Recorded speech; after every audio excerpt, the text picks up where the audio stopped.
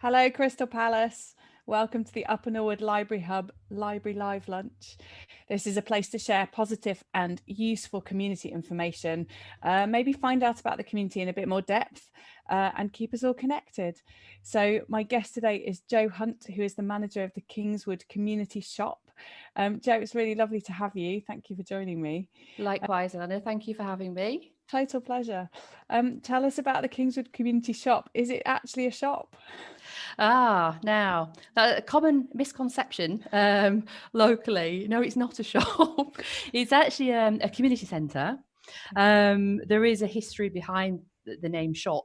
It was basically set up around 10 years ago by our umbrella organisation, the Crystal Palace Community Trust, together with the local Tenants and Residents Association. And at the time, it was situated within a parade of shops.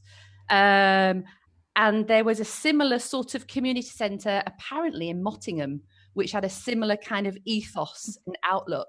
So the name shop was coined, but we don't sell anything. So, and where are you? Where is it based? This not shop.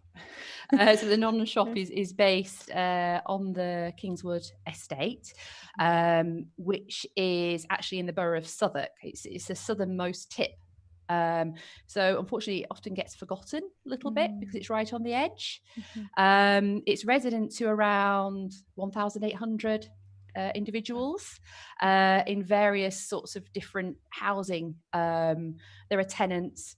There's home ownership. There are council-owned properties. So it's a real mixture. So it's one of the 10% most deprived in the country. So there's a lot of need down there.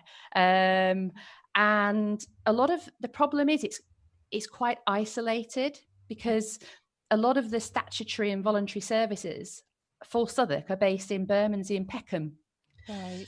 So even though they're not far, if you look at the map, they're not that far, the transport to get there is very tricky and time consuming and expensive for some people. Mhm. So what we try and do is bring services down Oh, to the centre. okay. Oh, fab. Well, tell us a bit more about what the services are and who are they for and why. Yeah, well, you've said why we need them. Sure. But what services and who for? So we focus on all demographics, but our main aim is to really focus on those who are considered vulnerable, disadvantaged, isolated. I mean, it covers quite a lot of people. So they might be economically disadvantaged or isolated. They might be physically, a whole host of issues. But we try and focus on helping them to overcome isolation and to engage and achieve their aspirations, essentially.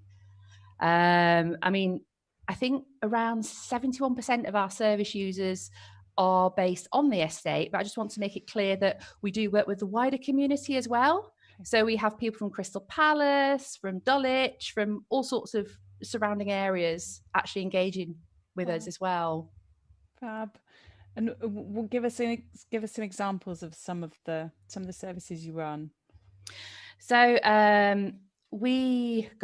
before lockdown, shall I start with that? Yes.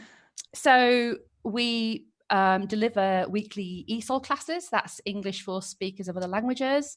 They're really successful.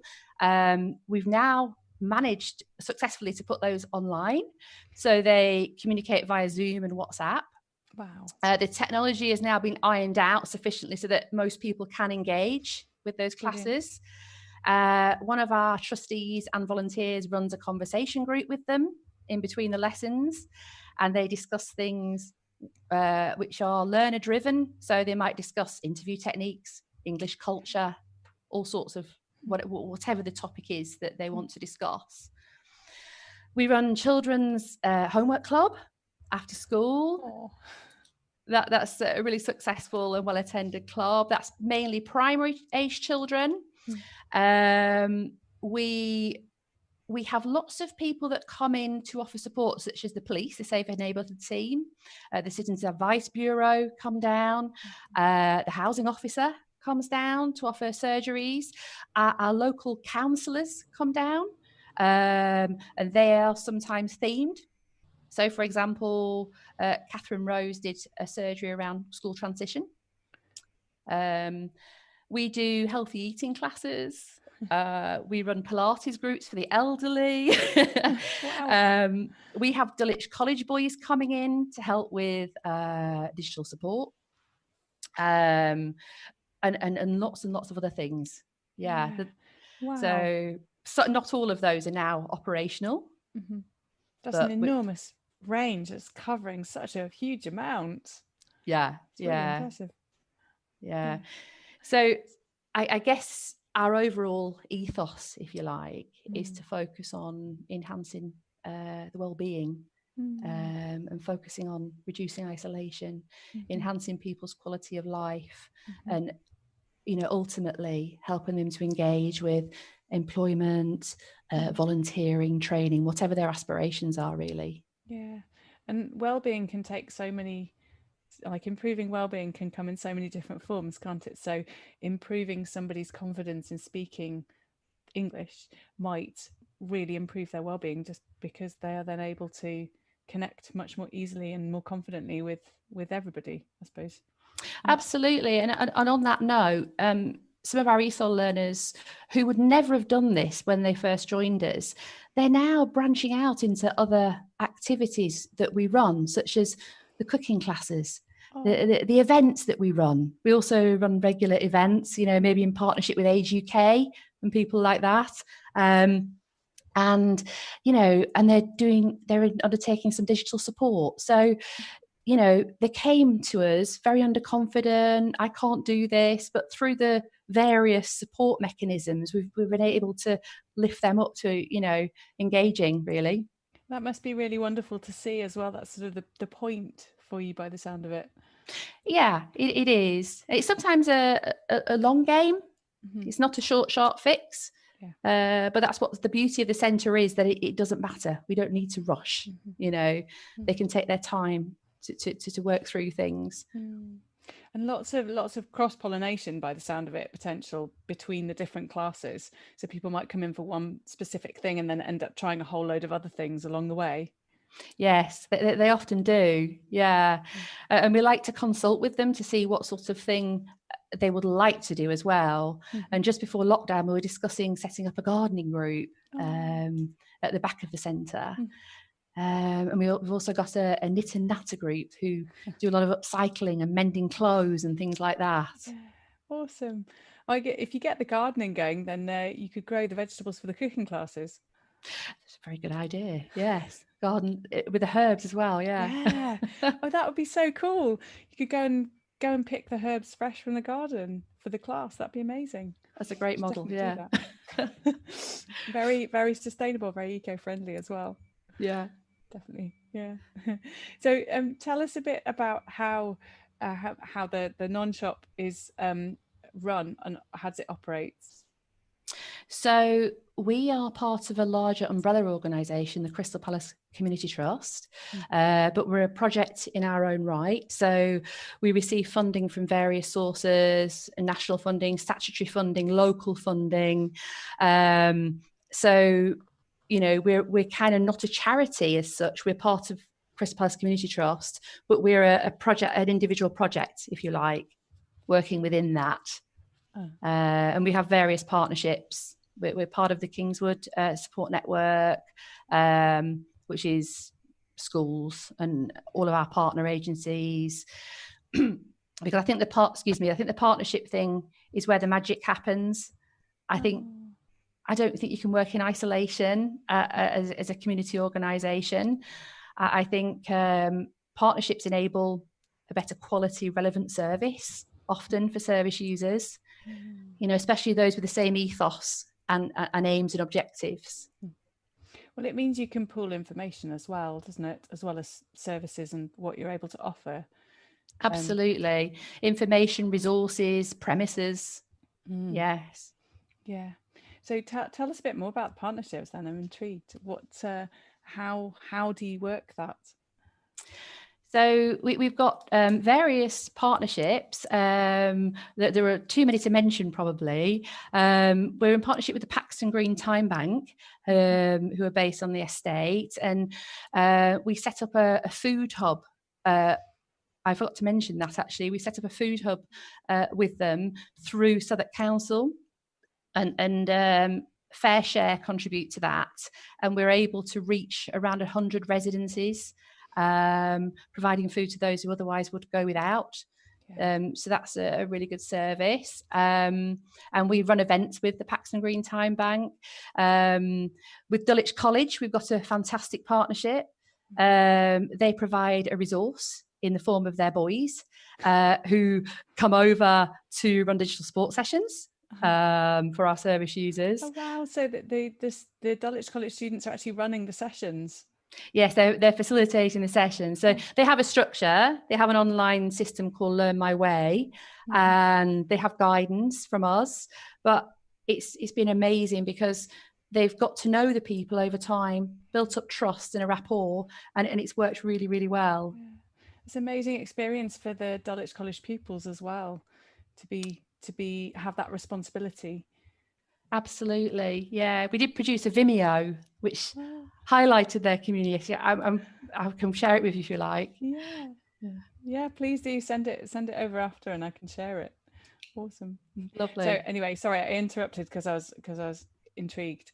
You were telling us about how the partnerships operate.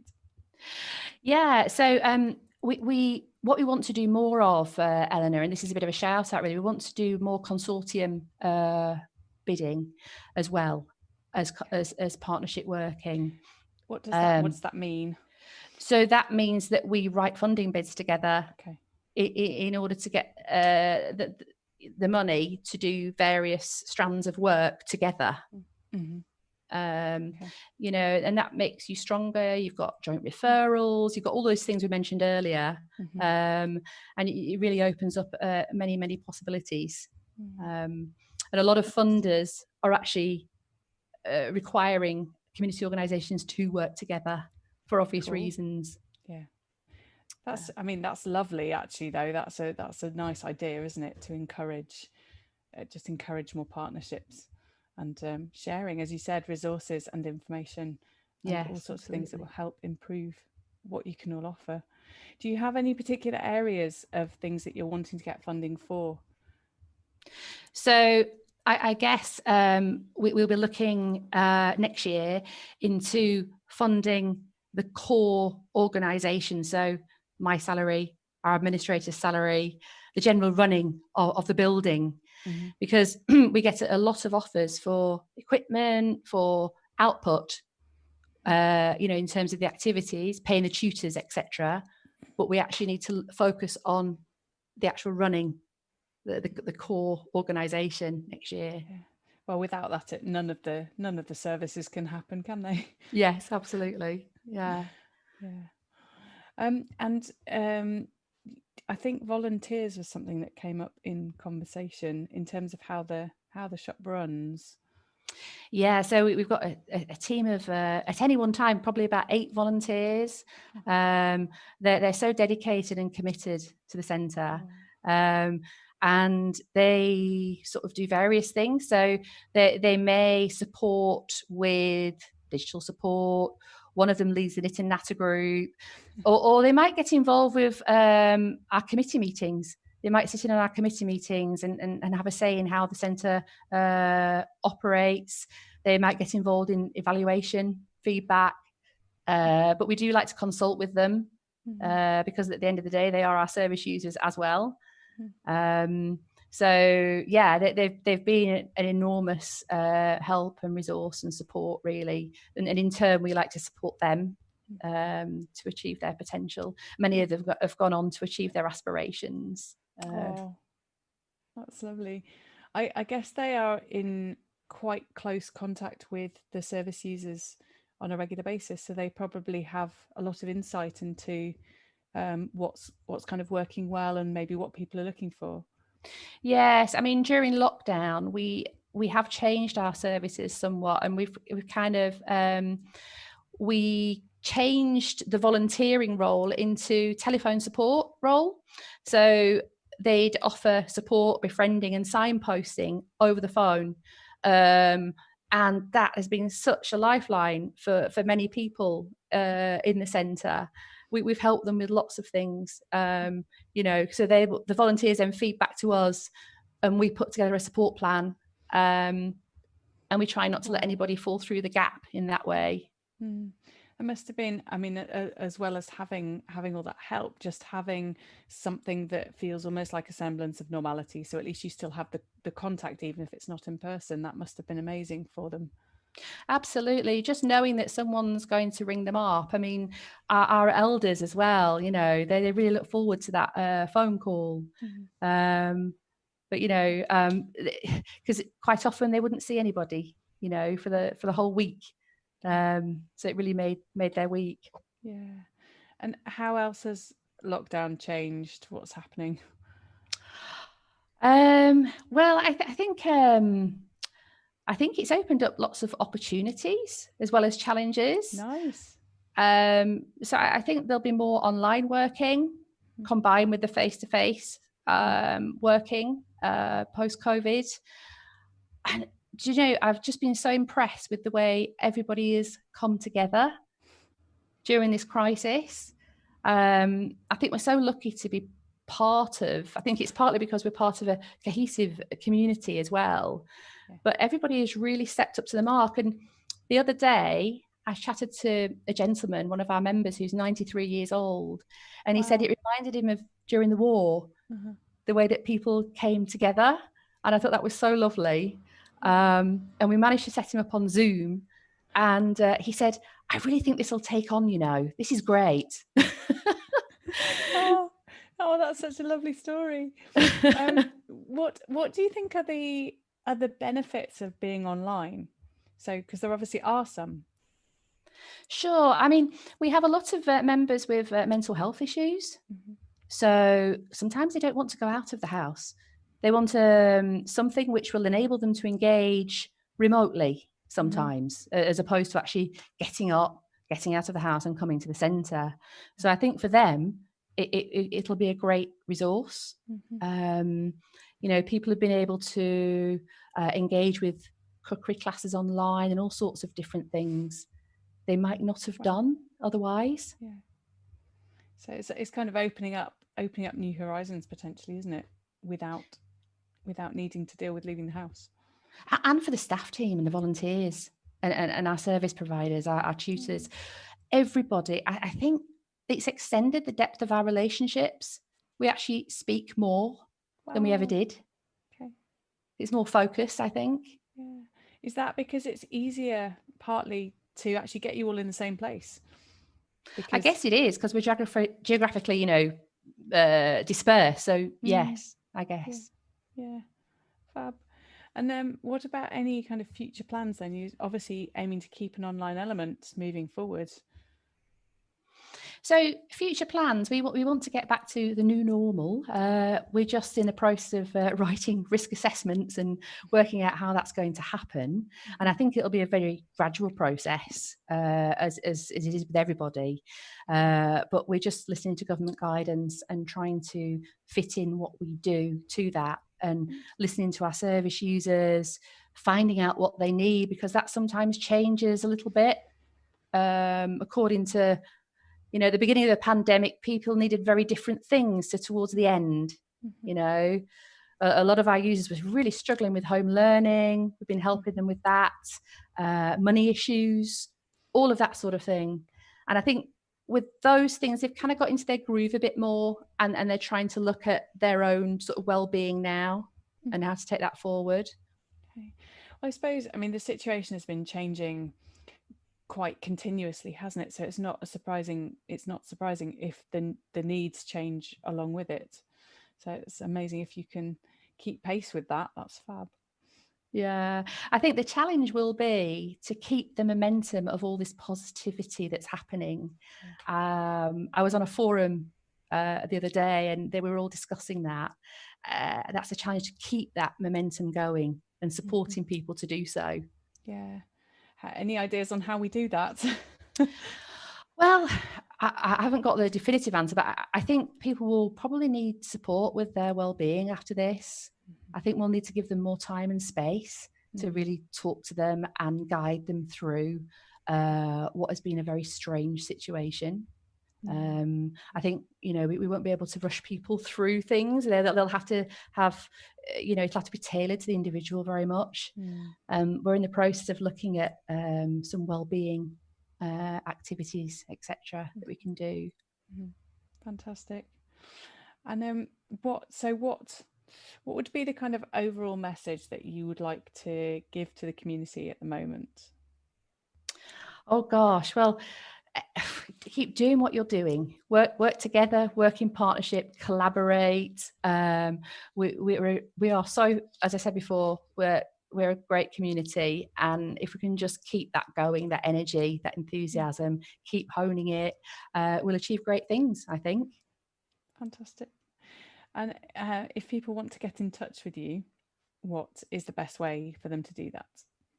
So they can get in touch with us via our Facebook page, website, email, telephone, lots of different ways. But I believe you're going to sort of put that on the description, the information. So yeah, various different ways. Probably email is the best way in the first instance. Okay. We pick those up straight away. Fab. Is there anything else particularly? You've given us an amazing overview of what you do. Is there anything else that you want to particularly tell us about? I guess going forward, if anybody having heard this and they feel that they're as an individual, if they feel that they want to come and join us, we're very friendly and approachable. We're open to new members all of the time. So if anybody wants to come and see us in person, once this crisis is over, then just pop in or call us. And any organisations out there who feel that their ethos sort of resonates with ours, then please do get in touch, and we can talk about, perhaps partnership arrangements in the future. Fantastic. And is there anything you need at the moment? Is there anything that we can help with? I guess connecting us to the wider community. As I say, we do need, we are striving to sort of connect with the wider community. So the more collaboration we do with organisations such as yourself, then the better sort of quality and effective service we can run, really. Okay. Fantastic. So spreading the words. Yes, So in a nutshell. all of you guys who are watching, thank you for watching. Please do spread the word. Yeah. In fact, if I meant to say this earlier, but if anybody who's watching has any questions for Jo, do drop them in the feed, and I'm just going to sideline quickly into the rest of the live stream program, but I can always come back to questions if we have them, because we have a few minutes. So just sidelining quickly, as you guys know, I'm sure by now, we have a really big live stream program in the Upper Norwood Library Hub. If you haven't checked out the program, please do. We've got, as actually Jo was mentioning about well-being, we have quite a few well-being things. So we have mindfulness and meditation, yoga, singing classes. We've got live music tonight from Rin, who is doing Covers Cafe at 8 o'clock. If you have a request, just come and ask and she will play it if she can, which I think she can play most things, so give it a try. So we have a big live stream program. Please do check it out. We have some slots available. So if anybody's interested in being a presenter and being a live stream, running a live stream, we'd love to hear from you. We're always looking to expand what we're doing. We have currently this All Alone Together project that we have recently launched, which is researching the impact of COVID-19 on the community, which includes, there's a very, very short survey on the website. It's literally about 4 questions. The more people that fill it in, the more useful the information is that we're going to get, and the more we can try and help with how we move forward. Also, if anybody fancies being interviewed for that, I would love to chat to you. We're creating a short podcast from different interviews, so that we can actually hear people telling their experiences of the pandemic in their own words, in their own voices. And I think that's going to be incredible. It'll be incredible now, but just think in 10 years' time when you can actually listen to people telling about their experiences in their own voices. I think that'll be amazing. There is an option to tick on the survey to say you'd like to be interviewed. So we'd be so, so grateful for people to fill that in and to spread the word for that as well. Finally, I think the other thing I need to say is that the town team who came and talked to us yesterday are meeting for the first time on Zoom, a sort of an open meeting tomorrow at 11 a.m. There is still time to register your interest to be part of that initial meeting. And actually, they're going to be my guests on the library lunch on Monday to give you an update on the meeting and sort of potential future plans. So I think that's it from me. We don't seem to have any questions. So Jo, you've obviously covered everything. I think so. I meant to mention we do have mutual partnerships with the Upper Norwood Library Hub who have been great, and we're looking forward to building on those. Those are Clear Community Web and the Crystal Palace Overground Festival, which we're hopefully feeding into as well. So I think we're already kind of working in partnership with you guys, and we hope that long may it continue. Amazing. Yes, us too. Brilliant. Thank you very much. It's been really lovely to chat to you. Likewise, thank you. Have a lovely weekend, everybody. Stay safe. And it's actually starting to look like it might be sunny. So I hope you managed to get out in the sun today. Cool. Take care. See you soon.